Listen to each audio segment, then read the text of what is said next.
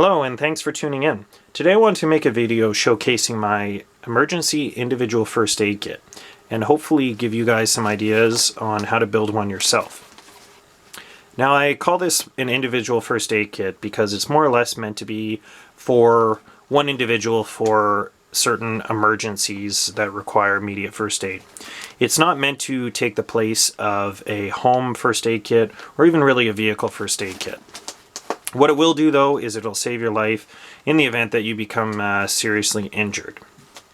So we'll start by taking a look here at the bag itself. I chose a kind of a modular military style pouch. Now you don't have to choose a military style pouch if you're going to be building one yourself, but I kind of like the look of this one. It has the MOLLE webbing on the front. It's got the Velcro patch attachment spot here, and I actually put a red first aid cross to easily identify it as a first aid kit. Now that's really important because if you ever need to send someone to go grab this, they can easily identify it as being a first aid kit without any fuss in case of an emergency. And of course, in an emergency situation, people may be frantic, and anything that you can use to help make things easier to identify an emergency is going to help. On the back of the pouch, again, we have the modular webbing and these MOLLE style straps. Now the reason I like this is because I can actually put it through here and attach the Velcro and have my belt running through here and easily attach and detach it to my belt so I can carry it with me if I'm out hiking, camping, hunting, or even on the go.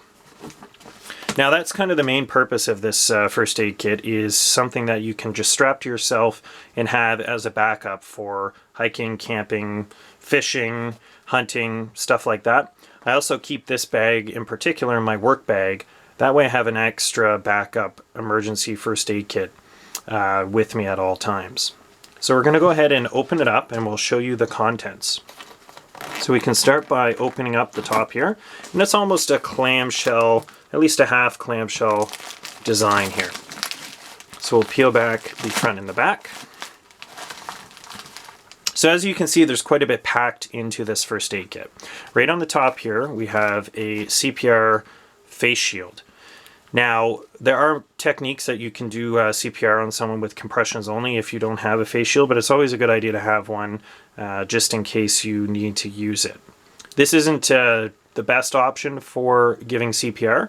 Something like an actual CPR shield, full kind of like face shield, or face mask rather, is going to be a better option, but due to its compact size, this is what I chose to put in here. Next, we have some nitrile gloves. Again, if you're going to be giving first aid to somebody else, it's always a good idea to protect yourself, and you never know who you're going to come across, or if there's blood, other bodily fluids, you want to make sure you protect yourself. Now, this is an individual first aid kit, but it could certainly be used to assist someone else if you come across somebody else that's injured. Right on the top here, we have some cloth tape. Now looking in, the main item here that's taking up the most space is an Israeli trauma dressing. Now this one in particular is a 6-inch hemorrhage control bandage. Now if you've never seen one of these, essentially it's a big bandage with an elastic type bandage on it, and it can be used to apply pressure to the wound, and it's got a little plastic clip that it can be looped through, and it can control massive bleeding. So that right there is one of the things that takes up the most space, but it's a very important thing for any sort of massive bleeding. Next, we have some trauma shears. These aren't the best quality ones, but they will do the trick to cut some gauze or cut tape or anything that you need to, right? It could even cut through some clothing, but other than that, I wouldn't be cutting through metal or anything crazy with those. Next here, we have a... Now, if you notice as well, I have everything in plastic baggies here that I can, just to keep everything organized and separate, and also clean. If you have to take it apart and set things down, it's nice to keep it clean with the plastic Ziploc bags here. So in here we have some roller gauze, which can be used as a bandage to hold dressings in place, or could even be used as a dressing itself, as well as some non-stick pads here. We have a 2x3 and a 3x4 here, non-stick pads. Next, we have some regular type gauze. We have 2x2s and 4x4s for applying on different types of wounds. Next, a triangular bandage. This can be used for immobilizing an injured limb. It can be used as a bandage to attach dressings to a wound. There's all kinds of different uses for it. It's certainly a useful item to have. We have a elastic bandage, which again can be used as a bandage to hold dressings in place, or it could be used if you sprain an ankle or something along those lines. Next, here we have 2 baggies with some band-aids, as well as some alcohol pads and antiseptic pads for cleaning wounds, or even cleaning off your hands if you need to.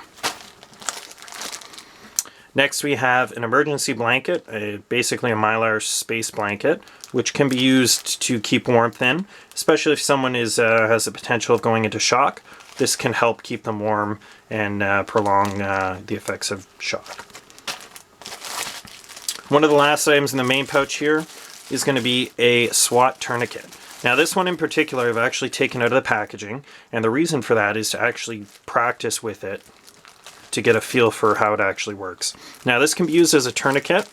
It's a stretchy type material.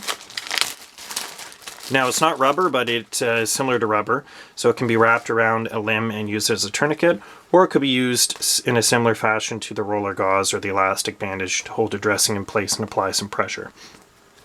Now this one in particular, like I said, is out of the package, so I put it in the plastic baggie to try to keep it clean and dry. And finally, a tongue depressor, which can be used as a splint or as a tongue depressor or something along those lines. It's always a good idea to have that in your first aid kit. So that's the contents there of the individual first aid kit that I have. Again, it's not a very large first aid kit, but it will do the trick for an emergency. So I took everything that was in the bag here and laid it out nicely, so it gives you an idea of what was actually included in this bag here. As you can see, there's quite a bit of stuff really stuffed into there, and hopefully it gives you an idea of what you can put into an emergency first aid kit that you can easily keep around, keep handy in case of an emergency. So if you like the video, go ahead and give it a thumbs up. Thanks for watching. If you have any comments, go ahead and leave them there. And yeah, stay prepared. Thanks for watching.